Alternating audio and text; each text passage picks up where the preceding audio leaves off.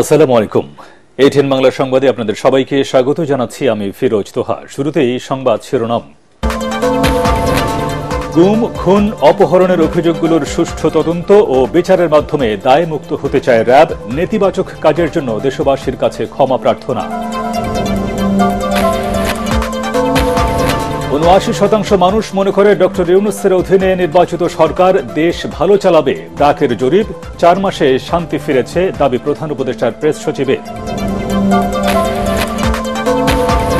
যুক্তরাজ্যে 11 দিনের সফর শেষে দেশে ফিরলেন বিএনপি মহাসচিব। নতুন বাংলাদেশে কারও আগ্রাসন মেনে নেবে না জনগণ, বললেন মেজর হাফিজ।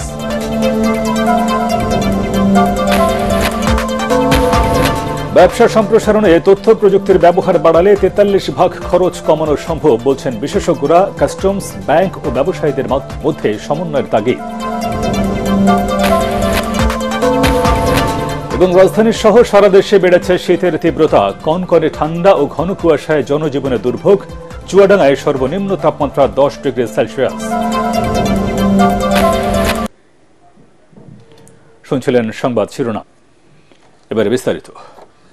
গুম, খুন, অপহরণের অভিযোগগুলোর সুষ্ঠু তদন্ত ও বিচারের মাধ্যমে দায় মুক্তি চায় র্যাব। কারওয়ান বাজারের সংবাদ সম্মেলনে বাহিনীর মহাপরিচালক AKM শহীদুর রহমান অতীতে র্যাবের নেতিবাচক কর্মকাণ্ডের জন্য দেশবাসীর কাছে ক্ষমা চেয়েছেন।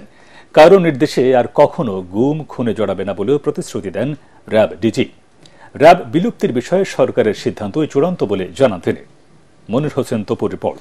র্যাব সৃষ্টির পর আজ পর্যন্ত যে সমস্ত জনগণের যারা র্যাব দ্বারা নির্যাতিত বা অত্যাচারিত হয়েছেন তাদের কাছে, এবং যারা হত্যাকাণ্ডের শিকার হয়েছেন, যেমন নারায়ণগঞ্জের 7 খুন সহ যারা র্যাব কর্তৃক হত্যাকাণ্ডের শিকার হয়েছেন তাদের পরিবারের কাছে আমরা দুঃখ প্রকাশ করি এবং ক্ষমা প্রার্থনা করি। সংবাদ সম্মেলনের শুরুতেই র্যাবের বিরুদ্ধে গুম, খুন, অপহরণ সহ নির্যাতনের বিষয়ে ভুক্তভোগীদের কাছে ক্ষমা চান বাহিনীর মহাপরিচালক AKM শহীদুর রহমান।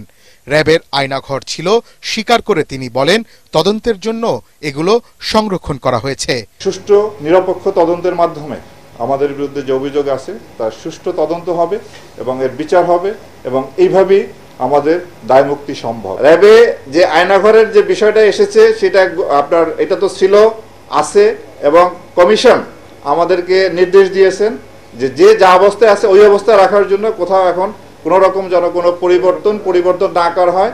অ্যাকর্ডিংলি আমরা ঠিক ওইভাবেই রেখেছি যা যেভাবে ছিল অতীতে। দেশের আইন শৃঙ্খলা পরিস্থিতি কিছুটা উন্নতি হয়েছে, তবে জনগণের প্রত্যাশা অনুযায়ী হয়নি বলে স্বীকার করেন র্যাব মহাপরিচালক। জুলাই আগস্টে ছাত্র জনতার উপর হেলিকপ্টার থেকে র্যাব গুলি করেছে কিনা তা অনুসন্ধানের মাধ্যমে বের হয়ে আসবে বলেও জানান তিনি। ভিডিও ফুটেজ দেখে আপনার একজনকে আপনারা দেখেছেন যে 2 হাতে 2টা পিস্তল নিয়ে যে গুলি করতেছিল পাবনায়, তাকে গ্রেপ্তার করেছি। যাত্রাবাড়ি এলাকায় লিটন নামে একজন ছিলেন, তাকেও আমরা গ্রেপ্তার করেছি, এবং এই পর্যন্ত সর্বমোট 30 জনকে আমরা গ্রেপ্তার করেছি। আমি যতদিন এই দায়িত্ব পালন করব বা আমার অফিসার যারা আছেন, র্যাব কখনো কারো নির্দেশে ভবিষ্যতে এই ধরনের অপরাধ যে গুম করা, খুন করা, এটা হলো ফৌজদারি অপরাধ, এই অপরাধে কখনোই আর জড়িত হবে না, এই নিশ্চয়তা আমরা দিচ্ছি। র্যাবের জন্য পৃথক আইনের বিষয়ে প্রস্তাব রাখা হবে বলেও জানান তিনি। র্যাবের জন্য যাতে একটি আইন প্রণয়ন করা যায়, র্যাবের কোনো আপনার নির্দিষ্ট আইন নেই, আর্ম পুলিশ ব্যাটালিয়ন আইন সংশোধন করে র্যাব বাহিনী গঠন করা হয়েছে। গেল 4 মাসে বিভিন্ন ঘটনায় ডাকাতি, ছিনতাই, চাঁদাবাজির সাথে সম্পৃক্ততা পাওয়ায় 16 জন র্যাব সদস্যের বিরুদ্ধে ব্যবস্থা নেওয়া হয়েছে। মনির হোসেন তপু, এটিএন বাংলা, ঢাকা।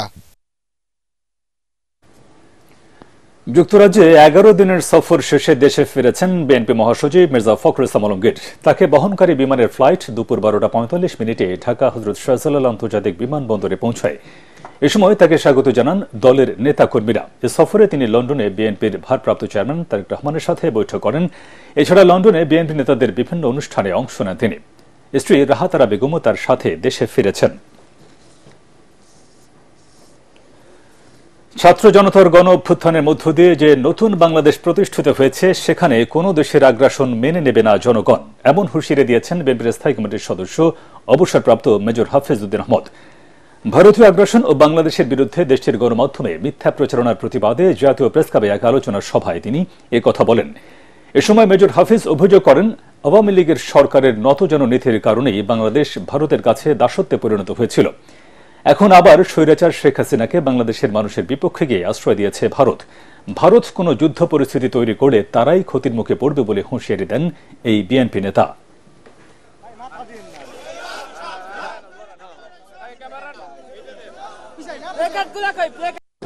ভারত তাদের মনটা অত্যন্ত ক্ষুদ্র। প্রত্যেকটি প্রতিবেশী রাষ্ট্রকে তারা বিষিয়ে তুলেছে। প্রত্যেকটি প্রতিবেশী রাষ্ট্র আজ তাদের বিরুদ্ধে। সবচেয়ে বড় হিন্দু রাষ্ট্র নেপাল, তারা পর্যন্ত এদের বিরুদ্ধে। কারণ তারা এই যে দাদাগিরি করে, প্রতিবেশীকে দাবিয়ে রাখতে চায়, এটি একবিংশ শতাব্দী মানুষ তো গ্রহণ করবে না। বাংলাদেশ তো মোটেই না যারা যুদ্ধ করে স্বাধীন হয়েছে। ব্যবসা সম্প্রসারণে তথ্য প্রযুক্তির ব্যবহার বাড়ালে 43% খরচ কমিয়ে আনা সম্ভব বলে মনে করেন বিশেষজ্ঞরা। তাদের মতে আমদানি রফতানিতে কাস্টমস, ব্যাংক ও ব্যবসায়ীদের মধ্যে কৌশলগত সমন্বয় প্রয়োজন। এ সময় বাংলাদেশ ব্যাংকের ডেপুটি গভর্নর নুরুন নাহার বলেন, ব্যবসায়ীরা যাতে কোনো ধরনের প্রতিবন্ধকতায় না পড়ে সেজন্য কেন্দ্রীয় ব্যাংক সব ধরনের পদক্ষেপ নেবে। রাজধানীর মিরপুরে বিআইবিএম আয়োজিত ব্যাংকিং খাত ব্যবসায়িক ইকোসিস্টেম নিয়ে সেমিনারে এসব কথা বলেন তারা। শরফুল আলমের রিপোর্ট। ব্যবসা বাণিজ্যে প্রতিদিনই বাড়ছে তথ্য প্রযুক্তির ব্যবহার। আন্তর্জাতিক বাণিজ্যে সহজ ও দ্রুত সময়ের মধ্যে সব ধরনের কাজ নিষ্পন্ন করতে এখনো বাংলাদেশে প্রযুক্তির অবাধ ব্যবহার বাড়েনি। বিআইবিএম এ আয়োজিত সেমিনারে জানানো হয়, বৈদেশিক বাণিজ্য করার ক্ষেত্রে দেশীয় উদ্যোক্তারা এখনো নানা ধরনের প্রতিবন্ধকতায় রয়েছেন। ব্যাংক, কাস্টম সহ বিভিন্ন সংস্থার মধ্যে সমন্বয়ের ঘাটতি রয়েছে বলেও মনে করেন তারা। এমন পরিস্থিতিতে ব্যবসা বাণিজ্যের সম্প্রসারণ ও প্রতিবন্ধকতা দূর করতে প্রযুক্তির ব্যবহারের জোর দিলেন বিশেষজ্ঞরা। 19 সাল থেকে 26 সালের মধ্যে ট্রেডে যে পরিবর্তন মানে যেভাবে চেঞ্জ হচ্ছে, যেখানে অনেক জায়গায় ম্যানুয়াল সিস্টেম ফলো করি, কিন্তু আমরা অনেক ডকুমেন্ট ব্যবহার করি। এলসিতে অনেক সময় একদম হিউজ 100 ডকুমেন্ট আমরা ব্যবহার করে ফেলি। তো এই যে ডকুমেন্টগুলো আমরা ব্যবহার করে ফেলি, সেই ডকুমেন্টগুলো ম্যানুয়ালি না হয়ে যখন অটোমেটেড সিস্টেমের মধ্যে আসবে, স্পিডটা কমবে। আমাদের মতো দেশের কন্টেক্সটে চিন্তা করি, 43% আমি মনে করি সেটা তার থেকে ইভেন হায়ার হবে। কারণ ওরা তো একটা টেকনোলজি ইউজের একটা লেভেলে আছে, সেখান থেকে উপরে যাবে।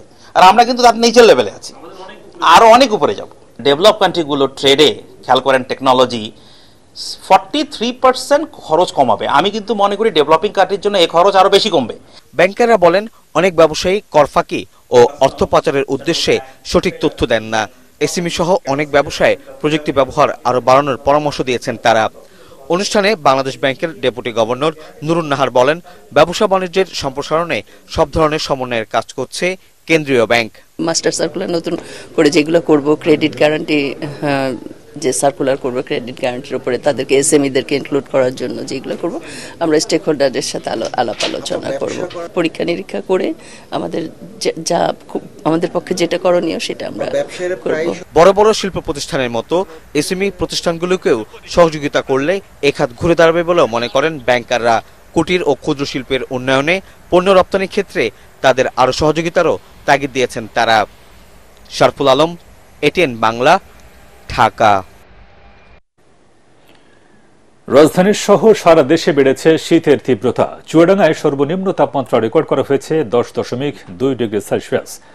বেশি ভোগান্তিতে খেটে খাওয়া ও নিম্ন আয়ের মানুষেরা। বিভিন্ন জেলায় হাড় কাঁপানো ঠান্ডার পাশাপাশি ঘন কুয়াশায় হেডলাইট জ্বালিয়ে চলাচল করছে যানবাহন। এছাড়া হাসপাতালগুলোতে বেড়েছে শীতজনিত রোগীদের ভিড়। জেলা প্রতিনিধিদের পাঠানো তথ্যচিত্র নিয়ে আরও জানাচ্ছেন ফারহিন ইসলাম টুম্পা। পৌষের আগেই শীতে কাঁপছে হিমালয় কন্যা খ্যাত জেলা পঞ্চগড়। কয়েকদিন ধরে মিলছে না সূর্যের দেখা। 10 থেকে 13 ডিগ্রির ঘরে ওঠানামা করছে তাপমাত্রার পারদ। দিনের বেলাতেও হেডলাইট জ্বালিয়ে চলছে গাড়ি। ব্যাহত হচ্ছে জীবন জীবিকা। বৃহস্পতিবার চুয়াডাঙ্গায় দেশের সর্বনিম্ন তাপমাত্রা রেকর্ড করা হয়েছে 10.2 ডিগ্রি। একদিনের ব্যবধানে তাপমাত্রা কমেছে 4 ডিগ্রি সেলসিয়াস। হিমেল হাওয়ার সাথে বৃষ্টির মতো ঝরছে কুয়াশা। অনেকেই খড়কুটো জ্বালিয়ে শীত নিবারণের চেষ্টা করছেন। সবচেয়ে বিপাকে দিনমজুর ও খেটে খাওয়া মানুষ। ঠান্ডা কাম কাজ করতে পারি না, ঠান্ডাতে আগুন তাপেছি, বাচ্চা কাচ্চালার অসুখ হচ্ছে, ডায়রিয়া, নিউমোনিয়া। কুয়াশা আর 5-7 দিন থেকে মনে করেন কোনো সূর্য দেখা যায় না। নওগাঁয় ঘন কুয়াশায় ঢেকে আছে পথঘাট। হাড় কাঁপানো শীতে জীবনযাত্রায় নেমে এসেছে স্থবিরতা। শীতের সঙ্গে পাল্লা দিয়ে বাড়ছে শীতজনিত রোগবালাই। ঠাকুরগাঁওয়ে বেড়েছে শীতের প্রকোপ। 3 দিন ধরে সূর্যের দেখা না মেলায় রাস্তায় মানুষের চলাচলও কিছুটা কমেছে। দরিদ্র মানুষের শীত মোকাবেলায় সরকার থেকে 1000 কম্বল ও 15 লাখ টাকা দেয়া হলেও তা প্রয়োজনের তুলনায় কম বলে জানায় জেলা প্রশাসন। কুয়াশা খুব, ঠান্ডার জন্য কিছু দেখা যায় না, ঠান্ডা খুব পড়তেছে। এই সময় তো শীত বেশি, ঠান্ডা খুব, সরকারি শীত বস্ত্র কিছু পাইলাম না। ইতোমধ্যে আমরা 15 লক্ষ টাকা পেয়েছি শীত বস্ত্র ক্রয়ের জন্য এবং 1000 কম্বল পেয়েছি সংশ্লিষ্ট মন্ত্রণালয় থেকে। সেগুলো উপজেলা ওয়ারি বিতরণ হয়ে গিয়েছে। আর বেসরকারি পর্যায় থেকেও কিছু শীত বস্ত্র পাওয়া গিয়েছে, সেগুলো বিতরণের কাজ চলছে। জয়পুরহাটেও জেকে বসেছে শীত। কৃষকরা মাঠে কাজ করতে গিয়ে পড়ছেন বিপাকে। এদিকে তীব্র কুয়াশার কারণে গত রাতে সদর উপজেলার কোমরগ্রাম এলাকায় দুর্ঘটনার শিকার হয় একটি যাত্রীবাহী বাস। তবে এতে হতাহতের ঘটনা ঘটেনি। এছাড়া ঘন কুয়াশায় পাটুরিয়া, দৌলতদিয়া ও আরিচা কাজিরহাট নৌরুটে ফেরি চলাচল ব্যাহত হচ্ছে। ফারহিন ইসলাম টুম্পা, এটিএন বাংলা। দেশের ৭৯% মানুষ মনে করেন অন্তর্বর্তী সরকারের অধীনে নির্বাচিত রাজনৈতিক দলের সরকার দেশ ভালো চালাবে, আর বর্তমান সরকারের মেয়াদ 1 বছর হওয়া উচিত বলে মনে করেন 46%। বেসরকারি সংস্থা ব্র্যাকের জরিপে এমন তথ্য উঠে এসেছে। রাজধানীর প্রেস ইনস্টিটিউটে এ নিয়ে এক আলোচনায় প্রধান উপদেষ্টার প্রেস সচিব শফিকুল আলম বলেন, 4 মাসে অশান্ত দেশকে শান্ত করেছে সরকার। দেশ এগিয়ে নিতে এখন প্রয়োজন রাজনৈতিক সমঝোতা। রিপোর্ট আদ্দিন সজীবের। গণঅভ্যুত্থান পরবর্তী বাংলাদেশে মানুষ কি ভাবছে, জনগণের আকাঙ্ক্ষার কথা নিয়ে BRAC institute of governance and development BIGDর জরিপ। এতে দেখা যায় 56% মানুষ মনে করেন অন্তর্বর্তী সরকার শক্তভাবে দেশ পরিচালনা করছে।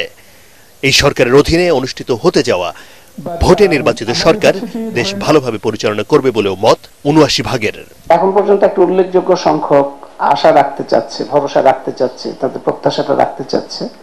এটাও একটা গুরুত্বপূর্ণ যে তারা ভাবছে যে হ্যাঁ আশা করি আমরা। আরেকটা যেটা আহসান বললেন যে নির্বাচিত সরকার, সেটার প্রতি মানে ভোটটা আসলে মানুষজন বহু বছর দেয় নাই বাংলাদেশে। 14 সাল থেকে বাংলাদেশের মানুষ ভোটই দেয়নি। তরুণ প্রজন্ম তারা ভোট দেওয়ার প্রক্রিয়াটা বা ভোট দেওয়ার যে উৎসব বাংলাদেশে হয় সেটার সাথে একদমই পরিচিত না। সুতরাং ওইটার প্রতি আগ্রহটা যে একটা নির্বাচিত সরকার এবং নির্বাচিত প্রতিষ্ঠান, এটার প্রতি যে আগ্রহটা ওইটাও খুব স্বাভাবিক মনে হচ্ছে। তো জরিপে আরো উঠে এসেছে 41% মানুষ মনে করেন ভারত ইস্যু এই সরকার দৃঢ়ভাবে সামাল দিয়েছে, আর 46% মত অন্তর্বর্তী সরকারের মেয়াদ 1 বছর হওয়া উচিত। আগ্রহ মানুষের রাজনৈতিক সরকারের প্রতি আগ্রহ। আমাদের বর্তমান সরকারের প্রধান উপদেষ্টার প্রেস সচিব শফিকুল আলম বলেন, এক কঠিন পরিস্থিতির মধ্যে অন্তর্বর্তী সরকার দায়িত্ব নিলেও পরিস্থিতি এখন নিয়ন্ত্রণে। আমি বলবো যে আমরা সেই জায়গায় উত্তরণ করেছি, মানে ফ্যান্টাস্টিক। আমি বলবো যে 4টা মাসে এই গভর্নমেন্টের যে অ্যাচিভমেন্ট সেটা আমরা অনেকে বুঝতে পারছি না। খুবই একটা অশান্ত একটা দেশকে শান্তভাবে নিয়ে এসে একটা যেটা খুব জরুরি ডিবেট হওয়া উচিত, আমরা কি ধরনের পলিটিক্যাল সেটেলমেন্ট চাই, কি ধরনের বাংলাদেশটা চাই, সেই ডিবেটের জায়গায় আমরা নিয়ে, আমরা ফ্যাসিলিটেটর, আমরা মানে ইম্পোজ করছি না কিছু। সেই জায়গাটায় প্রফেসর ইউনূস নিয়ে দিয়েছেন যাতে আমরা সবাই পার্টিসিপেট করতে পারি। আর পলিটিক্যাল ল্যান্ডস্কেপ যেটা দেখলাম, আমি মনে করি যে এটা হুইচ ইজ ট্রু। সরকারের নেওয়া উদ্যোগগুলো দৃশ্যমান করতে সংশ্লিষ্টদের তৎপর হওয়ার তাগিদ দেন আলোচকরা। আদ্দিন সজীব, এটিএন বাংলা, ঢাকা। 21 পদক জয়ী রবীন্দ্রসঙ্গীত শিল্পী পাপিয়া সারওয়ার আর নেই। ইন্না লিল্লাহি ওয়া ইন্না ইলাইহি রাজিউন। সকাল 8টার দিকে রাজধানীর একটি বেসরকারি হাসপাতালে চিকিৎসাধীন অবস্থায় মারা যান তিনি। মৃত্যুর সময় তার বয়স হয়েছিল 72 বছর। দীর্ঘদিন ক্যান্সারের সঙ্গে লড়াই করেছিলেন পাপিয়া, কিন্তু চিকিৎসকদের সব চেষ্টা ব্যর্থ করে চলে গেলেন এই গুণী শিল্পী। শিল্পীর স্বামী সারওয়ার আলম জানান, আগামীকাল বাদ জুমা তার নামাজে জানাজা অনুষ্ঠিত হবে। এরপর বরণী কবরস্থানে তাকে দাফন করা হবে। আল আরাফা ইসলামী ব্যাংক অর্থ সংবাদ।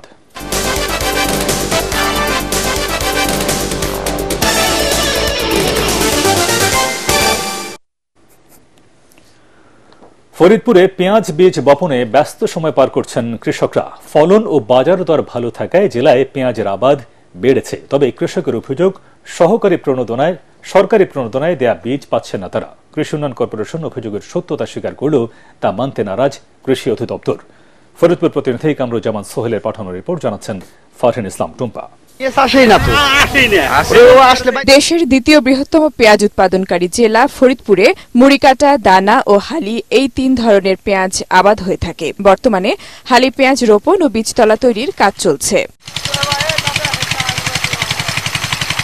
সরকারি অনুদানের বিএডিসির তাহেরপুরি বীজ পেয়েছি, এটা বীজ ফেলাইছি, বীজটা খুবই সুন্দর গজাইছে। 3 বিঘে বই লাগাইছিলাম, অনেক পেঁয়াজ পাইছিলাম আমি, দামও ইনশাআল্লাহ ভালো পাইছি।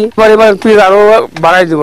উৎপাদন বাড়াতে প্রতি বছর সরকারি প্রণোদনার বীজ দেয়া হলেও এবছর অনেকেই তা পাননি বলে অভিযোগ কৃষকের। আবার প্রণোদনার বীজ পেলেও কাঙ্ক্ষিত মাত্রায় চারা না গজানোয় ক্ষোভ জানান অনেকে।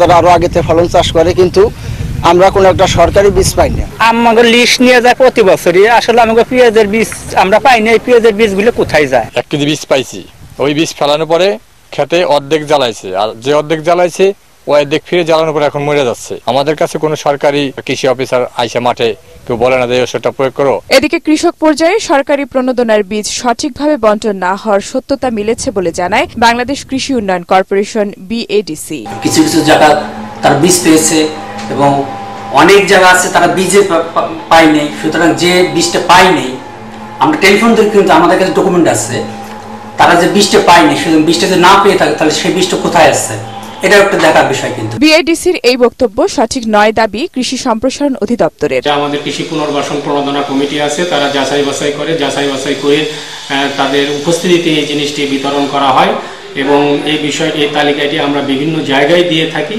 এই বিষয়ে যে জিনিসটি আছে, বিষয়টি কৃষকের নির্বাচন আমার দৃষ্টিতে 100% ঠিক আছে। এবছর জেলায় 36,140 হেক্টর জমিতে হালি পেঁয়াজ আবাদের লক্ষ্যমাত্রা ধরা হয়েছে। Bureau report, ATN Bangla. এবারে পার্টিক্স খেলার খবর।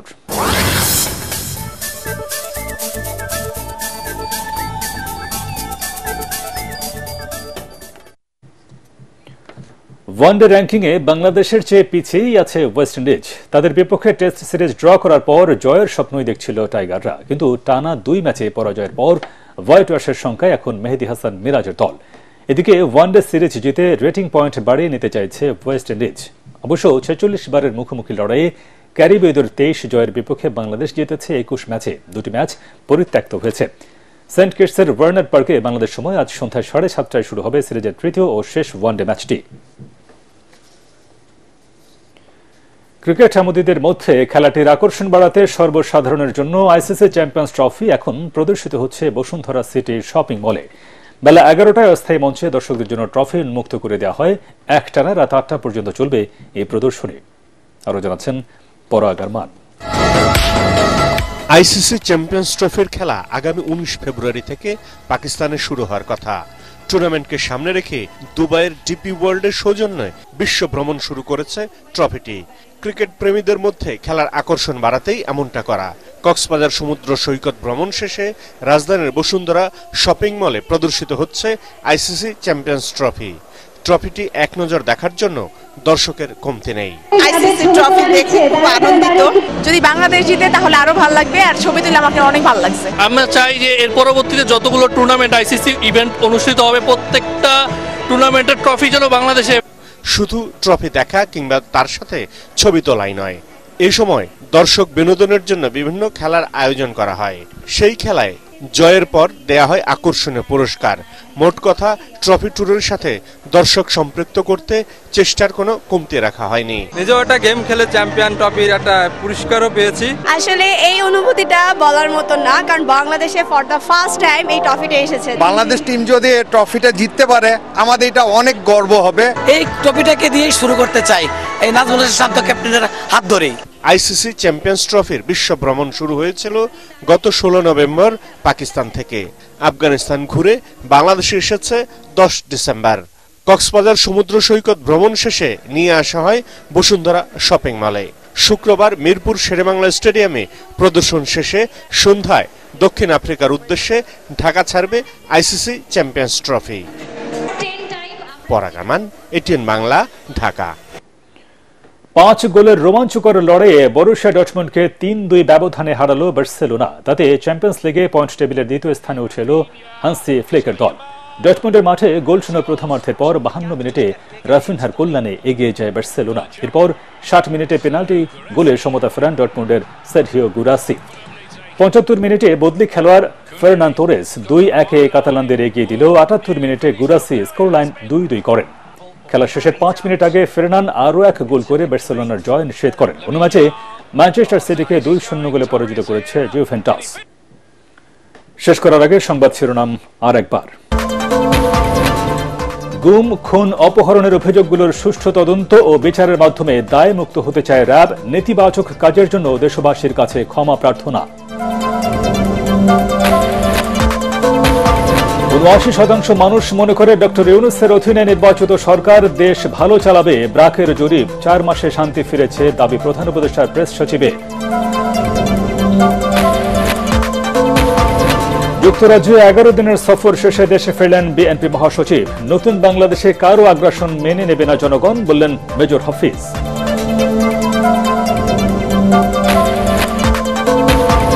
ব্যবসা সম্প্রসারণে তথ্য প্রযুক্তির ব্যবহার বাড়ালে ৪৩% খরচ কমানো সম্ভব, বলছেন বিশেষজ্ঞরা। কাস্টমস, ব্যাংক ও ব্যবসায়ীদের মধ্যে সমন্বয়ের তাগিদ। এবং রাজধানী সহ সারা দেশে বেড়েছে শীতের তীব্রতা। কনকনে ঠান্ডা ও ঘন কুয়াশায় জনজীবনে দুর্ভোগ। চুয়াডাঙ্গায় সর্বনিম্ন তাপমাত্রা 10 ডিগ্রি সেলসিয়াস। পরবর্তী সংবাদ দেখার আমন্ত্রণ জানিয়ে এখনকার মতো শেষ করছি। এটিএন বাংলার সংবাদ ইউটিউবে দেখতে ব্রাউজ করুন youtube.com/ATN Bangla News। ধন্যবাদ সবাইকে।